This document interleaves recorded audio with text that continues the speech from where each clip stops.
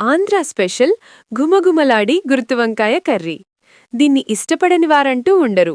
అంత స్పెషల్గా ఉంటుంది ఈ కర్రీ. ముందుగా గుర్తువంకాయలను తీసుకొని శుభ్రం చేసి పుచ్చుల్లేకుండా చూసుకొని ఇలా కట్ చేసి పెట్టుకోవాలి. రుచికి సరిపోయినంత చింతపండును నానపెట్టుకోవాలి.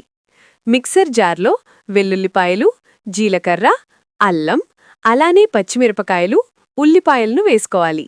అలానే కొంచెం కొత్తిమీర వేసుకొని గ్రైండ్ చేసుకోవాలి.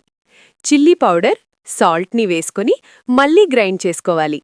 గ్రైండ్ చేసుకునేటప్పుడు వాటర్ని వేసుకోకూడదు. ఈ విధంగా గట్టిగా గ్రైండ్ చేసుకోవాలి. ఇప్పుడు గ్రైండ్ చేసుకున్న పేస్ట్ని ఈ విధంగా కట్ చేసి పెట్టుకున్న వంకాయలలో పెట్టుకోవాలి. అన్ని వంకాయలకు ఈ స్టఫ్ని పెట్టేసుకోవాలి. చూసారా, ఈ విధంగా రెడీ చేసి పెట్టుకున్నాను.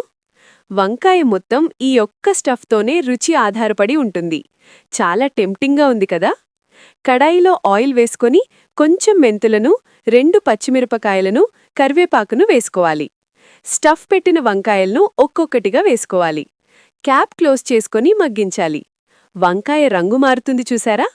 వంకాయలను విడిపోకుండా కలుపుకోవాలి. మళ్లీ క్యాప్ క్లోజ్ చేసి మగ్గించాలి. ముందుగా గ్రైండ్ చేసి పెట్టుకున్న పేస్ట్ని దీనిలో వేసుకోవాలి. నానపెట్టుకున్న చింతపండు రసంని కూడా వేసుకొని ఒకసారి మొత్తం కలిసేటట్టు కలుపుకోవాలి. క్యాప్ క్లోజ్ చేసి మగ్గించాలి. ఇలా బాగా ఘుమఘుమలాడాలి.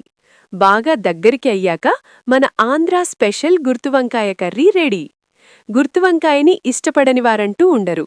అంత స్పెషల్గా ఉంటుంది ఈ కర్రీ. వీడియో నచ్చితే లైక్ చేసి సబ్స్క్రైబ్ చేసుకోవచ్చు కదా.